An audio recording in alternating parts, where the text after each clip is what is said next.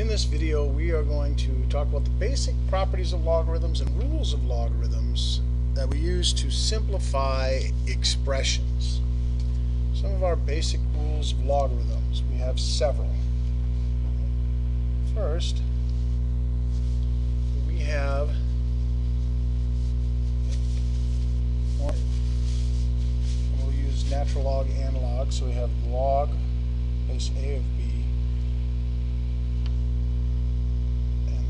natural log of B are only defined if B is greater than 0. That's our domain. What's inside the logarithm has to be bigger than 0. Can't put 0, can't put negatives. Second basic property. The log of 1, any base, is always 0. And the log of any base of itself is always 1. And our third law.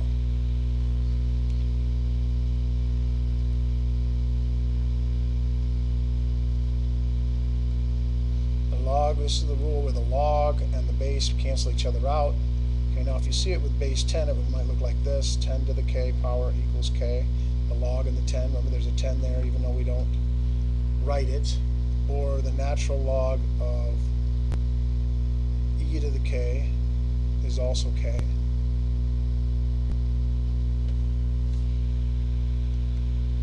Okay. And the same is true. The a to the log base a of b is b. Again, they cancel each other out. And finally, one thing we recall from rules of exponents is a to the k equals a to the n if and only if k equals n. Alright, let's do a couple examples. Example 1, find the domain of f of x equals the natural log of x minus 3.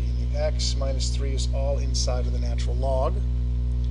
So we know that x minus 3, when we take a log, any log, it has to be of a positive number. So x minus 3 has to be greater than 0. If we put a 2 in there, we get the natural log of negative 1, and we can't do that. So when we solve that, add 3 to both sides, x has to be greater than 3.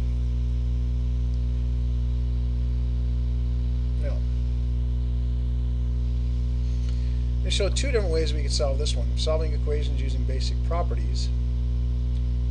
Well, first of all, since the bases are the same, we can just say that the exponents must also be the same. That's our rule. So 3x minus 5 would have to be equal 6. I would add 5 to get 11 and then divide by 3, and that would be my answer. Now you also could do it this way. Say I want to get rid of that e and get the x out of there, so I'm going to take the natural log of both sides.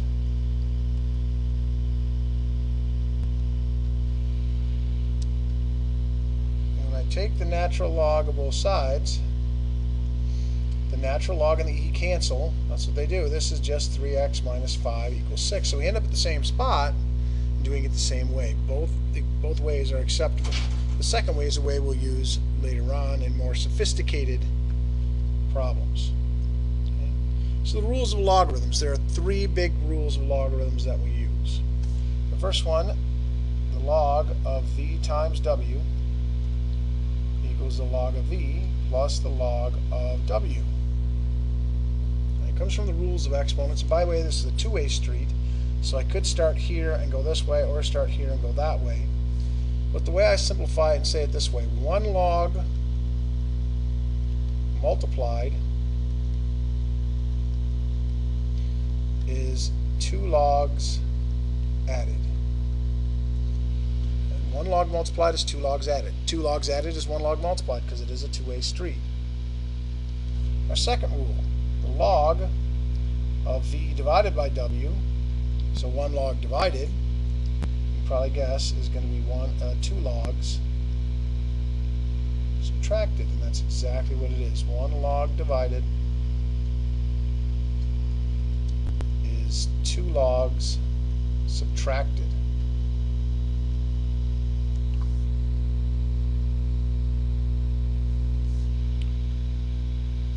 Third rule is an exponent rule. The log of v to the k power equals k log of v.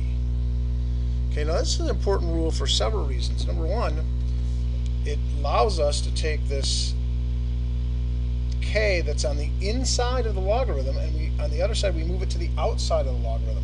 So this is the only rule that allows us to go from inside to outside the two logarithms there. Okay, and again, this is a two-way street, so we may start here, which we will in a few minutes. We more often start with this and move to something over on this side, whereas we do still do it both ways, but this is more common than, it used to be going from here to here was more common. But now with the advent of technology, that's not as common as it once was. But it is a two-way street. So let's take and do a few examples here. Okay. Given that the log of 3 equals 0.4771 and the log of 11 equals 1.0414, find the log of 33. Log of 33. Well, that has a relationship. 33 has a relationship with 11 and 3. It's the log. 33 is 11 times 3. So by doing that, separating it that way, now I have 1 log multiplied is 2 logs added. So it would be the log of 11 plus the log of 3, which would be 1.0414 plus 0.4771. And sometimes they might even like to see that as your answer without simplifying and actually adding the numbers together, so they see that you understand the concept of 1 log multiplied is 2 logs added. The next example. The log of 28 is 1.4472 and the log of 7 is 0.48451. Find the log of 4. Again, we look for a relationship between 4. The log of 4 equals the log, and it's 28 divided by 7 is 4. So now it would give me the log of 28 minus the log of 7, which of course would be 1.4472 minus 0.8451.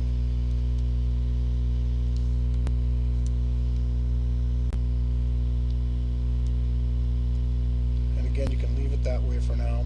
I would leave it the subtraction to you. You can do that subtraction yourselves. Okay. Our next example. The log, we want to simplify the log base 6 of x minus 3 times the log base 6 of x. Okay, first of all, one important thing to remember is that these logs have to be the same basis for these rules to work. If they're not the same base, and you can't do it. So if one of these was log 6 and the other was log 9, now I can't do that. I can't do any of the tricks that we've learned. Can't do any of them. Okay, well, you can see we have 2 logs subtracted. However, we can't do 2 logs subtracted yet because first we have to take care of this 3 out front of one of the logs. We have to get all those numbers out of there, and then we can do 2 logs subtracted. So this is going to come up and it becomes the exponent. That's what we've done before. So this is the log base 6 of x minus the log base 6 of x to the 3rd power. That's what our exponent rule tells us we can do.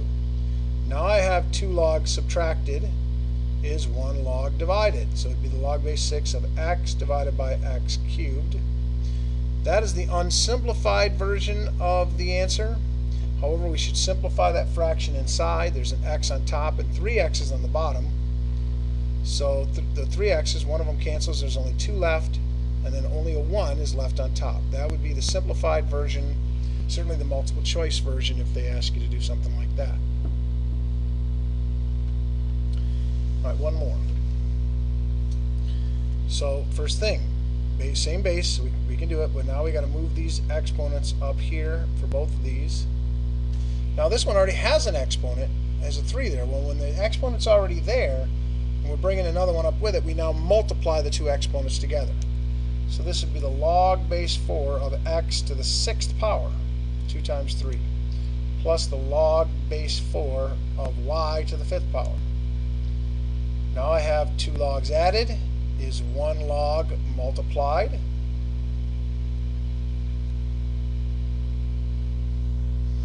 And there's our answer. Nothing else we can do with that. Alright, last one here. So again, we got same base, they're all base 10. We have to move this exponent up here, so I'd have the log of 4x plus the log of x to the 6th, 2 times 3 is 6, minus, move this exponent up as well, the log of y to the 7th.